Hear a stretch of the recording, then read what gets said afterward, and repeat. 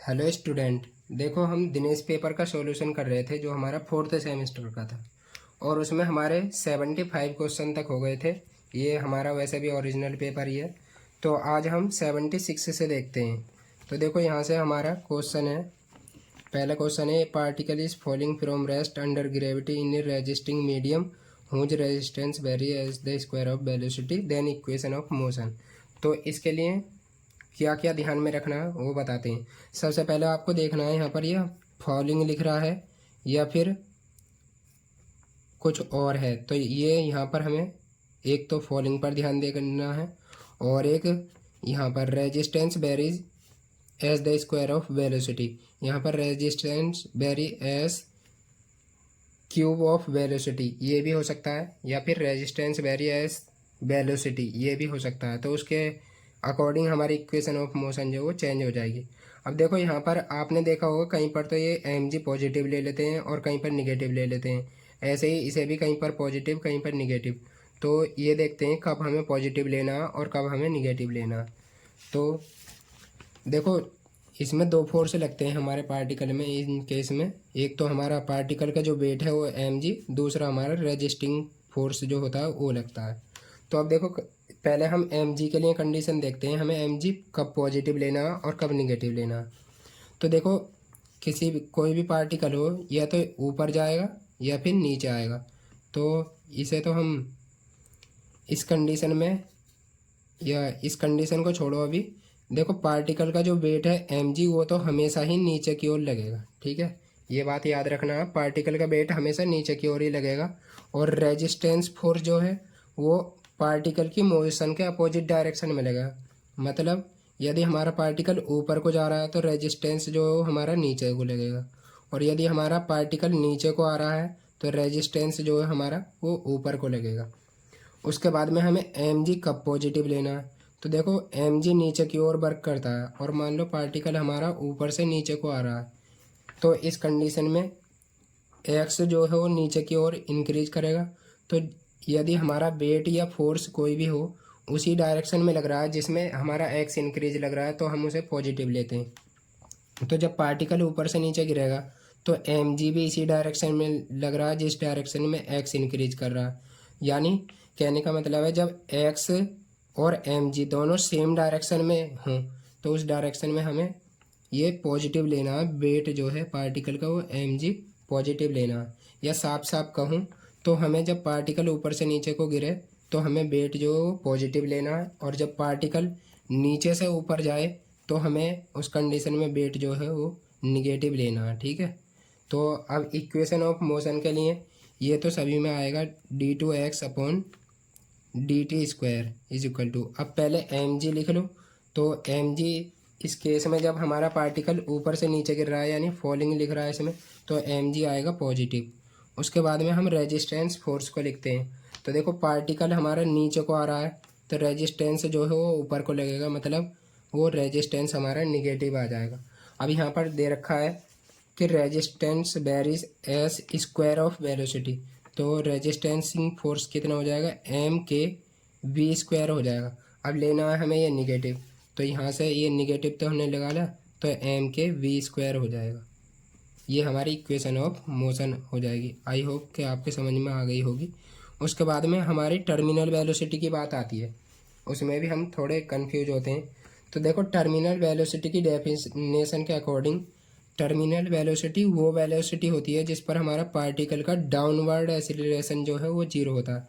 याद रखना, यहाँ पर जो डाउनवर्ड है ना, डाउनवर्ड यानी कि नीचे की ओर जो एक्सीलरेशन है वो हमारा जीरो होता है। तब हमारी टर्मिनल वेलोसिटी होती है, जो पार्टिकल की वेलोसिटी है वो हमारी टर्मिनल वेलोसिटी कहलाती है।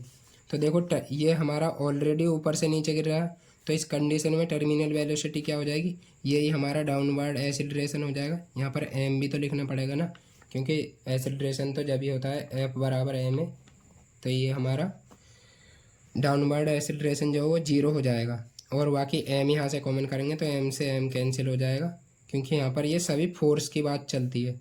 तो ये जीरो रखेंगे इसके, तो यहाँ हो जाएगा जी माइनस के, और टर्मिनल वेलोसिटी को रिप्रेजेंट करते हैं कैपिटल वी से, तो ये हो जाएगा वी स्क्वायर। यानी कि यहाँ से जी बराबर हो जाएगा के वी स्क्वायर, या हम कह सकते हैं के बराबर हो जाएगा जी अपॉन वी स्क्वायर। ठीक है, ये हमारी टर्मिनल वेलोसिटी आ जाएगी।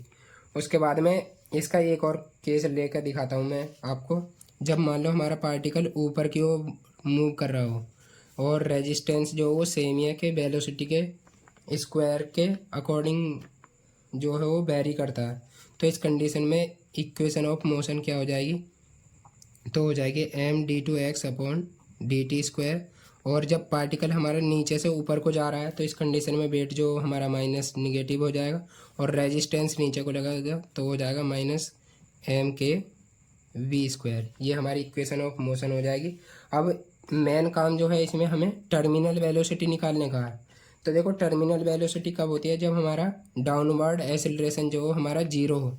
तो अब ये तो हमारा ऊपर की ओर लगने वाला एक्सेलरेशन है, ऊपर की ओर लगने वाला ये तो टोटल फोर्स है, लेकिन हम एक्सेलरेशन की बात करें तो ये हमारा ऊपर की ओर लगने वाला एक्सेलरेशन है। तो अब हमें चाहिए नीचे की ओर लगने वाला एक्सेलरेशन। तो हमें कंडीशन लेनी पड़ेगी जब हमारा पार्टिकल ऊपर से नीचे को आए। तो उस कंडीशन में इक्वेशन ऑफ मोशन क्या हो जाएगी, M D two X upon D T square.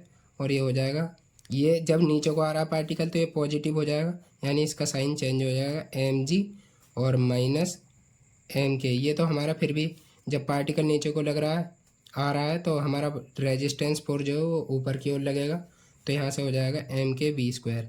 तो अब आपके समझ में आ गई होगी कि जब हम टर्मिनल वेलोसिटी निकालते हैं तो इस निगेटिव को क्यों छोड़ते हैं यहाँ पर, क्योंकि हमें जो एक्सेलरेशन देखना होता है टर्मिनल वेलोसिटी के लिए वो डाउनवर्ड एक्सेलरेशन देखना होता है। अब हमें टर्मिनल वेलोसिटी निकालनी है तो एक्सेलरेशन को जीरो पुट करेंगे, यहाँ से एम कॉमन करेंगे तो इस एम से ये कैंसिल हो जाएगा। तो यहाँ से हो जाएगा G minus K V square is equal to zero. तो यहाँ से टर्मिनल वेलोसिटी क्या हो जाएगी इस केस में, वो हमारी फिर से यही हो जाएगी क्योंकि हमने के सी ए लिया। और यदि यहाँ पर resistance various cube of velocity तो यहाँ पर पावर 3 हो जाती, और यहाँ पर भी पावर 3, और यहाँ पर भी पावर 3 हो जाती हमारी। तो यहाँ से के बराबर क्या आ जाता है, तो के बराबर आ जाता है जी अपॉन वी की पावर 3। तो ये हमारी टर्मिनल वेलोसिटी आ जाती। उसके बाद में हम नेक्स्ट क्वेश्चन देखते हैं अपना। तो नेक्स्ट क्वेश्चन टर्मिनल वेलोसिटी से ही है। इक्वेशन ऑफ पार्टिकल ये हमें दे रखी है। तो देखो यहाँ पर एम जी पॉजिटिव दे रखा है, मतलब पार्टिकल ऊपर से नीचे की ओर आ रहा है। तो इस कंडीशन में टर्मिनल वेलोसिटी क्या हो जाएगी, एक्सेलरेशन को जीरो के बराबर पुट कर देंगे। तो यहाँ से कितना हो जाएगा, ये हो जाएगा, ये हमारा 77 क्वेश्चन है। तो इसे जीरो बराबर हो जाएगा, एम तो हमारा कैंसिल हो जाता है तो ये हो जाएगा जी माइनस के वी। ये टर्मिनल वेलोसिटी है तो ये हमारी कैपिटल बनेगी। तो यहाँ से जी बराबर हो जाएगा या तो के वी, या हमें टर्मिनल वेलोसिटी लगानी निकालनी है तो वो वी बराबर हो जाएगी जी अपॉन के।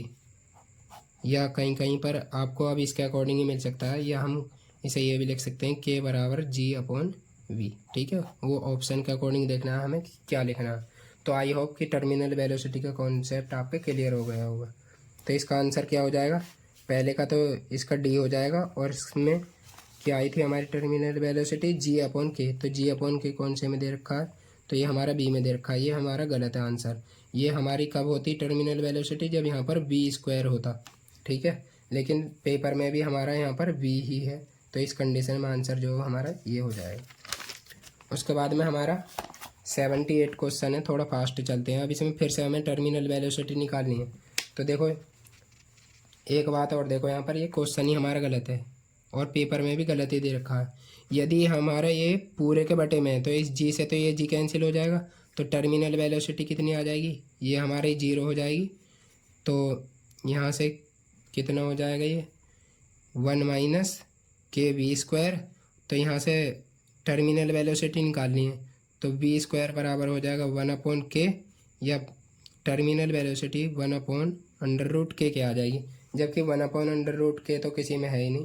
तो इसमें जो ये करेक्ट फॉर्म है वो है हमारी ये 78 V D V upon D X, मतलब ये एक्सेलरेशन ही है, इसको इस प्रकार से भी लिख सकते हैं D two X upon D T square is equal to. तो यहाँ पर है ये जी, और यहाँ 1 माइनस के अपॉन जी और यहाँ से वी स्क्वायर। ठीक है, अब हमें टर्मिनल वेलोसिटी निकालनी है। तो यहाँ पर देखो फर्स्ट वाली टर्म, यदि मैं यहाँ से दोनों तरफ एम से मल्टीप्लाई कर दूँ तो एम जी पॉजिटिव है, मतलब ये डाउनवर्ड एक्सीलरेशन है हमारा। तो इसे 0 के बराबर पुट कर दो, इज इक्वल टू यहाँ से अब कितना हो जाएगा, ये इस वाले जी को तो 0 में भेज दो, तो यहाँ से हो जाएगा 1 minus K upon G into V square. या यहाँ से हम लिख सकते हैं 1 बराबर हो जाएगा के अपॉन जी वी स्क्वायर, या इस जी को इधर शिफ्ट कर देंगे तो यहाँ से बी स्क्वायर की वैल्यू आ जाएगी जी अपॉन के। और जब हमें निकालनी है केवल टर्मिनल वेलोसिटी, तो यहाँ से v की वैल्यू कितनी आ जाएगी, अंडर रूट जी अपॉन के। और ये किस में आंसर दे रखा है, अंडर रूट जी अपॉन के, ये हमारा इसमें डी आंसर हो जाएगा। देखो ये भी यहाँ पर ये बी दे रखा आंसर, और आपको मैंने खुद फॉर्मूले से निकाल के दिखा दिया, तो ये हमारा गलत हो जाएगा यहाँ पर। उसके बाद में नेक्स्ट क्वेश्चन है, by increasing the velocity of body in any medium the resistance of medium. तो देखो जैसे जैसे हम वेलोसिटी इंक्रीज करते हैं तो रेजिस्टेंस जो है वो भी हमारा इंक्रीज करता है, तो ये भी हमारा गलत हो जाएगा, इसका आंसर है ए। तो देखो कैसे, इसका एक एग्जांपल भी दूँ। जैसे मान लो आप बाइक पर चलते हो, तो जैसे जैसे आप बाइक की स्पीड तेज़ करते हो, आपको जो है हवा जो होती है, एयर, वो ज़्यादा लगती हुई प्रतीत होती है, मतलब जैसे आप पर ज़्यादा फोर्स लग रहा हो, ये आपको फील होता है। तो इस वजह से जैसे जैसे पार्टिकल की स्पीड बढ़ाते हैं हम, तो रेजिस्टेंस जो है वो भी हमारा इंक्रीज करता है। तो ये हमारा इसमें ए आंसर हो जाएगा, और ये कृष्णा की बुक में साफ साफ दे रखा है। ठीक है, इंक्रीज ही होता है हमारा। उसके बाद में हमारा नेक्स्ट क्वेश्चन है, if a bead moves on a smooth wire of vertical plane resistance equal to X into velocity का स्क्वायर। यहाँ पर एक्स नहीं होगा, यहाँ पर ये के होगा। Then equation of motion along tangent. तो टेंजेंट के अलोंग जो होती है, डायरेक्ट याद रख लेना, ये होती है, और ये हमारी अलोंग नॉर्मल होती है। उसके बाद में इंट्रेंजिक इक्वेशन ऑफ साइक्लोइड। तो साइक्लोइड की इक्वेशन जो होती है हमारी है एस बराबर 4a होता है, यहाँ पर 4a साइन साई। और इसके बारे में थोड़ा साइक्लोइड के बारे में चलो देख लेते हैं। ये साइक्लोइड होता है हमारा ये इस टाइप से, ये, और यहाँ पर ये हमारी एक्स एक्सिस है, यहाँ पर एक पॉइंट होता है, यहाँ पर ये वाई एक्सिस होती है हमारी। तो देखो ये जो होते हैं ये पॉइंट, मान लो ये ए है ये बी है, तो इन्हें तो हम कहते हैं कस्प। ठीक है, और ये जो पॉइंट है हमारा, इसको कहते हैं हम वर्टेक्स। और ये वाली जो लाइन है ना वाई एक्सिस, इसको कहते हैं हम एक्सिस ऑफ साइक्लोइड। ठीक है, और इसके जो ये वाली जो हमारी हाइट होती है, ये हमारी 2a होती है, और इसकी जो इक्वेशन होती है साइक्लोइड की, एस बराबर 4a साइन साई, ये हमारी इसकी इक्वेशन हो जाती है। और इसकी लेंथ वगैरह चलो क्वेश्चन में इतना ही पूछा गया, तो फिलहाल के लिए इतना ही हुआ कि ये हमारा साइक्लोइड होता है। उसके बाद में हमारा क्वेश्चन है, क्वेश्चन के अकॉर्डिंग देखते हैं और क्या है। The height of cycloid S बराबर 4a साइन साई, तो ये हमारी 2a होती है। ठीक है, उसके बाद में if a particle moves in S H M over cycloid where axis is vertical. हाँ, इसकी एक्सिस जो है, ये वाली जो हमारी एक्सिस कहलाती है, और ये वर्टिकल है, और वर्टेक्स डाउनवर्ड है, मतलब तो इसका जो वर्टेक्स है वो हमारा नीचे की ओर है। और यदि वर्टेक्स अपवर्ड दे रखा होता है तो हमारा जो साइक्लोइड है वो इस टाइप से बन जाता। ठीक है, देखो इस टाइप से, तो ये हमारा वर्टेक्स ऊपर की ओर हो जाता, और अब भी एक्सिस जो हमारी वर्टिकल ही रहती। तो इस कंडीशन में पूछा गया vertex downward, then period of S H M, तो ये हमारा होता है 4πa अपॉन जी। देखो ये बता भी सकता हूँ मैं कैसे होता है। देखो हमारी जो equation of S H M होती है वो d2x अपॉन dt स्क्वायर बराबर होती है माइनस म्यू एक्स होती है। अब यहाँ पर हमें क्या निकालनी है, म्यू की वैल्यू निकालनी है, क्योंकि टाइम पीरियड निकालने के लिए हमें फॉर्मूला होता है 2π अपॉन अंडर रूट म्यू। तो यहाँ से हमें जो हमारा जो मेन काम है वो म्यू की वैल्यू निकालनी है। तो देखो म्यू की वैल्यू कैसे निकालेंगे यहाँ से, तो इसके लिए हमारा जो एक्स का काम करता है वो हमारा एस करता है, यानी किसी जब कर्व के अलोंग चलते हैं तो हमारी equation of S H M कितनी हो जाएगी, d2x/dt², क्योंकि ये भी हमारे एसिलरेशन को ही रिप्रेजेंट करती है, बराबर हो जाएगी माइनस म्यू एस। अब हम यहाँ से एस की वैल्यू निकाल सकते हैं, तो एस यहाँ से एस आएगा, क्या आएगा, हाँ यहाँ पर अब हमें यहाँ से म्यू की वैल्यू निकालनी है। तो म्यू की वैल्यू, मेन काम हमारा यहाँ से म्यू की वैल्यू निकालना है, तो वो कैसे निकलेगी। तो इसके लिए हम सबसे पहले लिखते हैं साइक्लोइड की इक्वेशन ऑफ मोशन। तो ये हो जाती है d2s/dt² बराबर होता है माइनस के mg, यहाँ पर m लेते हैं तो ये होता है mg साइन साई होता है यहाँ पर। अब हमें क्या करना है, यहाँ से साइन साई की वैल्यू निकालनी है। तो साइन साई की वैल्यू देखो, m से तो m कैंसिल हो जाएगा, d2x बराबर हो जाएगा ये। अब हमें यहाँ से साइन साई की वैल्यू जो है इस वाली इक्वेशन से निकालनी है, तो ये हो जाएगी d2x/dt² बराबर हो जाएगा माइनस, और g को तो ऐसे ही रहने दो, और यहाँ से हो जाएगा s/4a। तो अब देखो माइनस भी हमारा हैगा ये और s भी हैगा, इस वाली इक्वेशन से कंपैरिजन करो तो यहाँ से म्यू की वैल्यू कितनी आ रही है हमारी, g/4a आ रही है। ठीक है, ये आ गई हमारी म्यू की वैल्यू। अब टाइम पीरियड कितना हो जाएगा, t बराबर 2π/√μ। तो अब इसमें म्यू की वैल्यू रख दो, तो हो जाएगा 2π, तो ऐसे ही रहेगा, और √μ रखेंगे इसे तो ये √g बचेगा, और √4 रखेंगे तो यहाँ से 2 एक बाहर आ जाएगा, और यहाँ बचेगा केवल a, यानी कि t = हो जाएगा हमारा 2 × 2 4π, और √a/g हो जाएगा ये। तो इसमें जो आंसर है हमारा कौन सा हो जाएगा, 4π√a/g। उसके बाद में नेक्स्ट क्वेश्चन, अब थोड़ी स्पीड से देख लेते हैं।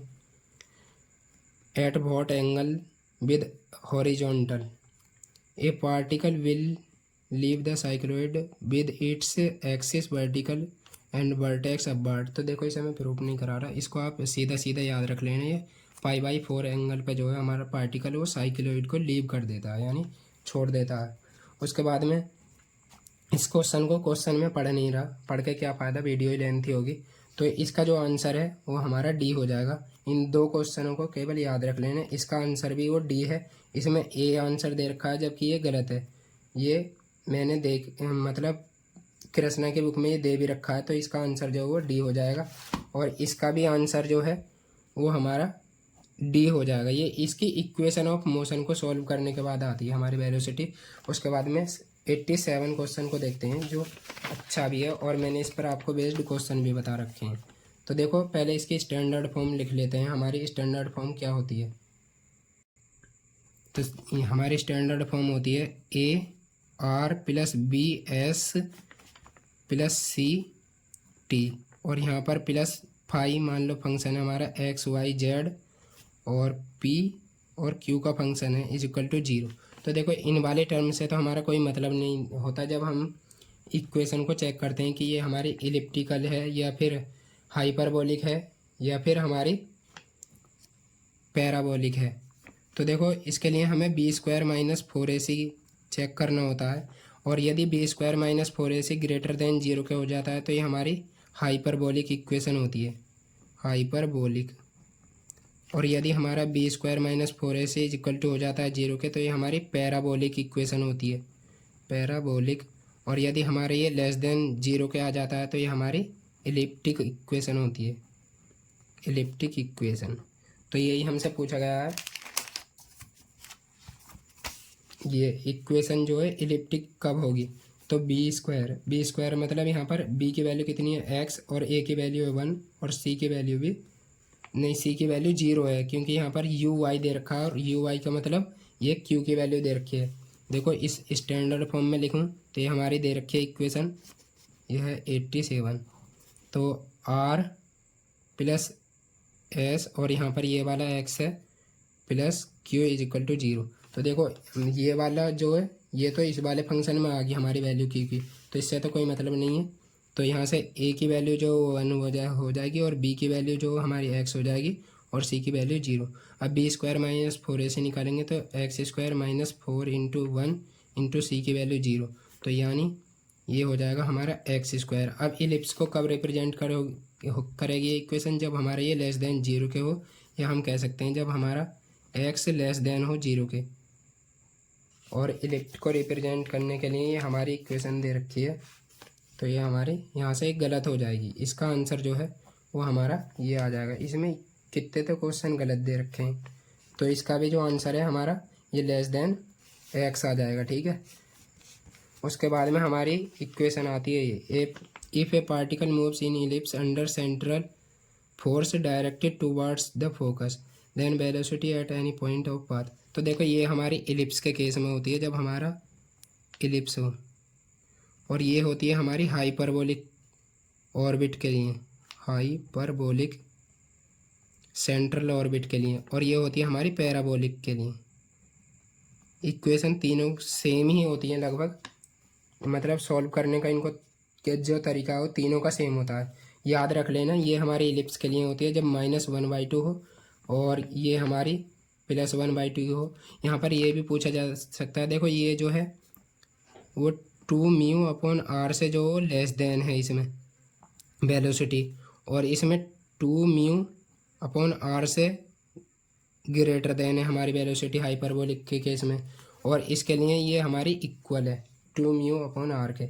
उसके बाद में हमारा 89 क्वेश्चन है, in the central orbit the rate of description of sectoral area is constant होती है ये, और ये किसके इक्वल होती है h/2 के, तो डायरेक्ट फार्मूला याद रखना।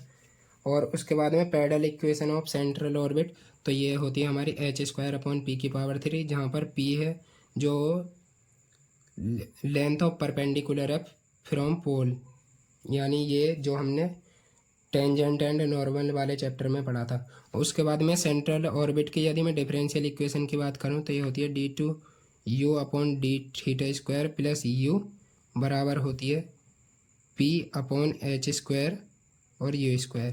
शायद कहीं पर दे भी रखी हो, नहीं दे रखी तो ये हमारी डिफरेंशियल इक्वेशन होती है सेंट्रल ऑर्बिट की। उसके बाद में vector form of Galilean transformation, तो ये होती है हमारी r dash vector is equal to होता है हमारा r वेक्टर माइनस v और t।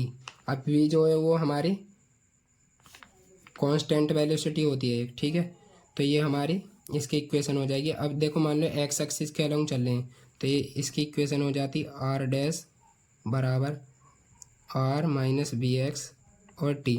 और जब हम वाई एक्सिस के पार्टिकल वाई एक्सिस के अलोंग है तो हमारा v जो है हमारा वो 0 हो जाता, तो इस कंडीशन में हो जाता r डैश वेक्टर बराबर r, यानी y बराबर y के हो जाता हमारा।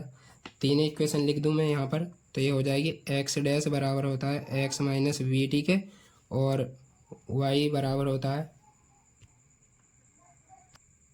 y डैश होता है y डैश बराबर होता है y के, और z डैश बराबर होता है z के, और t डैश बराबर होता है t के। तो ये हमारी गैलीलियन ट्रांसफॉर्मेशन इक्वेशन है।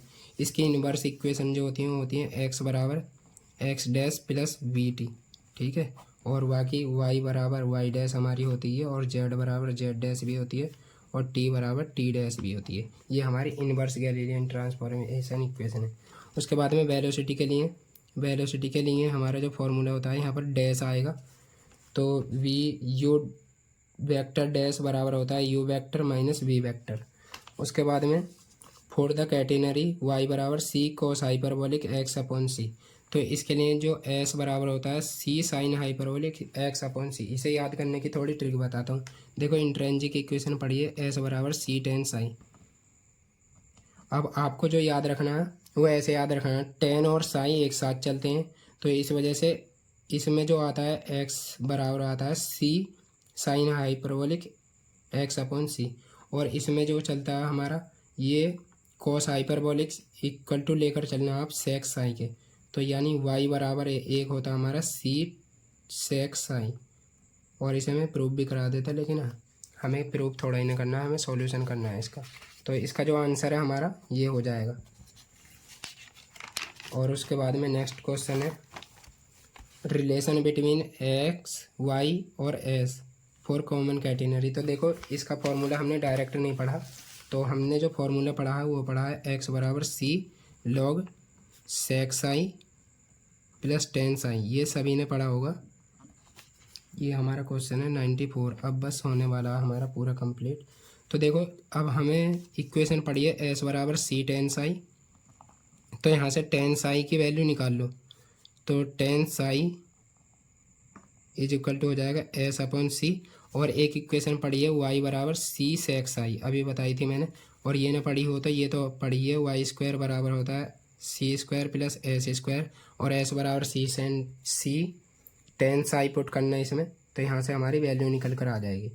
उसके बाद में ये होगी, तो यहाँ से सेक साई की वैल्यू कितनी हो जाएगी, सेक साई बराबर हो जाएगा वाई अपॉन सी, ये सेक साई और टेन साई की वैल्यू इसमें पुट करेंगे तो हमारा एक्स बराबर हो जाएगा सी लॉग, यहाँ से हो जाएगा इसकी वैल्यू वाई अपॉन सी वाई प्लस एस। अब यहाँ से कॉमन कर लिया मैंने डायरेक्ट सी, तो ये हो जाएगी।